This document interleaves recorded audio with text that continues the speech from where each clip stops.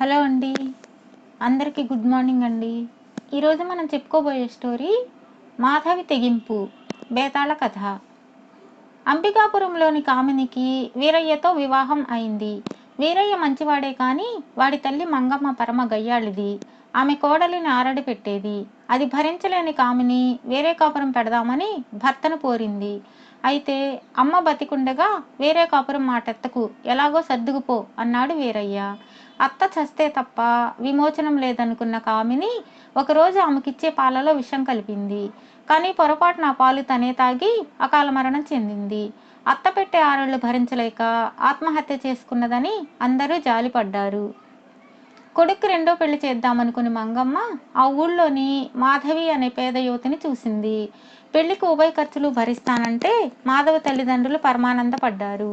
తల్లిదండ్రుల మాట కాదనలేని మాధవికి భవిష్యత్తు గురించి బెంగ పట్టుకున్నది. తనకు సాయపడమని జగదంబకు పూజలు ప్రారంభించింది. ఒకనాడు మాధవి ఏటిగట్టున ఉన్న జగదాంబ ఆలయానికి వెళ్ళి మొక్కుకొని వెలుపలికి వస్తూ ఉండగా రావి చెట్టు కింద ఎర్రటి బట్టలతో జడలు కట్టిన జుట్టుతో ఒక యోగిని కూర్చొని ఉండడం చూసింది. వింధ్య పర్వతాలలో సుదీర్ఘకాలం తపస్సు చేసి అనేక సిద్ధులు మహత్తులు సాధించి దేవీ పీఠాల దర్శనార్థం బయలుదేరిన ఒకనాటి పూజారిని ఆ యోగిని. ఆమెను తను రోజు మొక్కే జగదాంబ స్వరూపంగానే భావించి మాధవి తన సమస్యను సజల నయనాలతో విన్నవించుకున్నది. యోగిని మాధవిని మందహాసంతో ఆశీర్వదింపి పంపేసి ఆమెకు సాయపడాలని కళ్ళు మూసుకొని ధ్యానం చేస్తూ కూర్చుంది. ఆమెకు మంగమ్మ ఇంటి చుట్టూ తిరుగుతున్న కామిని ఆత్మ కనిపించింది. ఆమెను పిలిచి కర్మఫలాన్ని బట్టి ఆత్మల్లో కొన్ని స్వర్గానికి కొన్ని నరకానికి వెళితే మరికొన్ని పునర్జన్మనెత్తుతాయి. నువ్వు కోరికలు తీరని ఆత్మవు కాబట్టి దయ్యమయ్యావు. ఇప్పుడు మనుషులకు నీకు పొసగదు. దయ్యాల లోకానికి వెళదాం పదా అన్నది యోగిని. నేను దయ్యాల లోకానికి రాను, మనుషుల మధ్యే ఉంటాను. నన్ను ఆరళ్ళు పెట్టిన అత్తను ఇంటి నుంచి తరిమే వరకు నాకు శాంతి ఉండదు. అందుకు ఏమైనా ఉపాయం ఉంటే చెప్పు అన్నది కామిని దెయ్యం. నీ కోరిక తీరడానికి మానవ రూపంతో పాటు నీకు కొన్ని అద్భుత శక్తులను ఇస్తాను. వాటిని మంచికి ఉపయోగిస్తే ఆ పుణ్యంతో నువ్వే పునర్జన్మ లభిస్తుంది. మనుషులను పీడిస్తే వాళ్ళు దేవుడిచ్చిన మంత్రశక్తితో నిన్ను భూస్థాపితం చేస్తే నీకు అసలే స్వేచ్ఛ ఉండదు. ఒంటరిగా నరకం అనుభవిస్తావు అన్నది యోగిని. నా భర్తతో వేరు కాపురం చేయకపోతే నా స్వేచ్ఛ శక్తులు వృధా. కాబట్టి దేవుడి వారి నుంచి తప్పించుకునే ఉపాయం ఉంటే చెప్పు అన్నది కామిని. దేవుడు లేడని గట్టిగా నమ్ము. దేవుడి వల్ల నీకే ప్రమాదము ఉండదు. దేవుణ్ణి నమ్మావో ఆ క్షణమే మనిషికి బానిస అవుతావు అంటూ ఉపాయంతో కలిసిన హెచ్చరిక చేసిన యోగిని అక్కడి నుండి వెళ్ళిపోయింది. కామిని మానవ రూపం దాల్చి ఉత్సాహంగా వెళ్ళి మంగమ్మ ఇంటి తలుపు తట్టింది. కామిని దెయ్యమై వచ్చిందని గ్రహించిన తల్లి కొడుకులకు గుండెలు అవిసిపోయాయి. కామిని తానెందుకు వచ్చింది చెప్పి మంగమ్మను ఇంట్లోంచి వెళ్ళిపోమ్మన్నది. దెయ్యాన్ని ఎదిరించే ధైర్యం లేని మంగమ్మ కిమ్మనకుండా అక్కడి నుంచి వెళ్ళిపోయింది. వణుకుతూ నిలబడ్డ వీరయ్యను చూసి, భయపడకు, నాకిప్పుడు అద్భుత శక్తులు వచ్చాయి.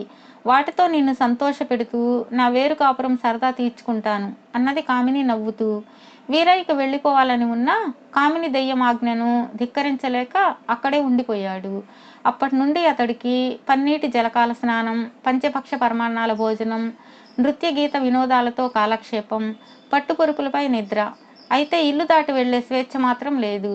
వీరయ్యకి ఈ భోగాలు సంతోషాన్ని ఇవ్వలేదు. అతడు రోజూ కామినితో, ఎన్ని సుఖాలున్నా నాకు ఈ జీవితం నచ్చడం లేదు. నువ్వు నన్ను వదిలిపెడితే నేను మనుషుల మధ్య కలో గంజో తాగుతూ బతికిపోతాను అంటూ ప్రాధేయపడేవాడు. అందుకు కామిని ఒప్పుకోకుండా బతికుండగా వేరే కాపురం పెడదాం అని గోల పెట్టాను. నువ్వు వినలేదు. అత్త బతికున్న దయ్యమై నన్ను వేధిస్తే నీకప్పుడు చెమ కుట్టినట్లయినా లేదు. నేను చచ్చి దయ్యానైనా నీకు సేవలు చేస్తున్నానే తప్ప వేధించటం లేదు కదా. అయినా నీకు ఈ జీవితం నచ్చడం లేదు. నాకు నచ్చనప్పుడు సర్దుకుపోమన్నావు కాబట్టి నువ్వు ఇప్పుడు సర్దుకుపో. సర్దుకుపోవటం అంటే ఏంటో నీకు తెలుస్తుంది అన్నది. ఈలోగా ఇల్లొదిలి వెళ్ళిన మంగమ్మ కామిని దెయ్యం గురించి ఊళ్ళో వాళ్ళకి చెప్పి తన కొడుకును రక్షించమని వేడుకున్నది. కాబోయే కోడల్ని పువ్వుల్లో పెట్టి చూసుకుంటానని కూడా చెప్పింది. కొందరు గ్రామస్తులు ధైర్యం చేసి ఆ ఇంటికి వెళ్ళారు. కామిని వాళ్ళ మీద అద్భుత శక్తులతో రాళ్ళు తేళ్లు కురిపించి హడలుగొట్టి పంపించింది. దాంతో వాళ్ళు కామిని దెయ్యాన్ని వదలగొట్టే పనిని మంత్రాల మరిడయ్యకు అప్పగించారు. మరిడయ్య వేప మండలు నిమ్మకాయలు తీసుకుని వెళ్ళి మంత్రాలు చదివాడు. కామిని వికటంగా నవ్వి, నేను దేవుణ్ణి నమ్మను, నీ మంత్రాలు నా మీద పని చెయ్యవు అంటూ అతన్ని 2 చేతులతో ఎత్తి గిరగిరా తిప్పి దూరంగా విసిరేసింది. నడుం విరిగిన మరిడయ్య మళ్ళీ ఆ ఇంటి గడప తొక్కలేదు. దయ్యము సెత్తనూ లేదు. ఆ సమయంలో కామిని దయ్యాన్ని తాను పారదోలుతానంటూ ముందుకు వచ్చింది మాధవి. ఎవరి వల్ల కాని పని ఆమె వల్ల ఏమవుతుందని కొందరు అనుకున్నారు. మంగమ్మ కోడలు కావడం కంటే మరణమే మేలని ఇంతకు తెగించిందని మరికొందరు అన్నారు. ఏ పుట్టలో ఏ పాముందో అని అందరూ అనుకోవడం వల్ల ఒక్కరూ మాధవిని వారించలేదు. మాధవి వీరయ్య ఇంటికి వెళ్ళి తలుపు తడితే కామిని తలుపు తీసి, ఎవరు నువ్వు, ఎందుకు వచ్చావు అని అడిగింది. నా పేరు మాధవి. ఈ ఇంట్లో ఉన్న వీరయ్య నాకు కాబోయే భర్త. అతడితో పెళ్లి ఏర్పాట్ల గురించి మాట్లాడడానికి వచ్చాను అన్నది మాధవి. వీరయ్య నా భర్త. నేనుండగా అతడు మరో పెళ్లి చేసుకోడు. నువ్వు వచ్చిన దారినే వెళ్ళు అన్నది కామిని కోపంగా. నువ్వెవరో నాకు తెలియదు. కామిని చచ్చిపోయిందని నాకు తెలుసు. అందుకే వీరయ్యతో పెళ్లికి ఒప్పుకున్నాను అన్నది మాధవి. కామిని అప్పుడు తన కథ చెప్పి, మంగమ్మ పరమ గయ్యాళి. వీరయ్య తల్లి కొంగు చాటునే ఉంటూ పెళ్ళాం కష్టాలు పట్టించుకోలేని చేతకాని మొగుడు. నేను దయ్యాన్ని కనుక నా శక్తులతో వాళ్ళిద్దరినీ లొంగదీశాను. మామూలు మనిషివైన నువ్వు వీళ్లతో వేగలేవు అని హితవు చెప్పింది. అత్తను ఎదిరించే ధైర్యం లేక చంపాలనుకున్నావు. అది చాలా తప్పు. అందుకే దేవుడు నీ ప్రాణాలే పోయేలా చేశాడు. నేనేమో వాళ్ళ బుద్ధులు మారాలని జగదమ్మను పూజించాను. నా పూజలు ఫలించి వాళ్ళు మారారు అన్నది మాధవి. వాళ్ళను నీ పూజలు మార్చలేదు. దయ్యమై వచ్చి నేనే మార్చాను. నేను నిన్నేమీ చెయ్యను. వేరెవరినైనా పెళ్లి చేసుకుని సుఖంగా ఉండు అన్నది కామిని. మనిషివి కాని నీకు మనుషుల మధ్య స్థానం లేదు. అత్త భర్త నీ వల్ల బాగుపడి ఉంటే ఆ పుణ్యం నీది. దాంతో నువ్వు కోరే పునర్జన్మ లభిస్తుంది. అలా మనిద్దరికీ మేలు జరుగుతుంది అంటూ మాధవి కళ్ళు మూసుకుని దేవుణ్ణి ప్రార్థించసాగింది. కామిని పక్కపక్క నవ్వి, నేను దేవుణ్ణి నమ్మని వాళ్లను నీ దేవుడు ఏమీ చేయలేడు.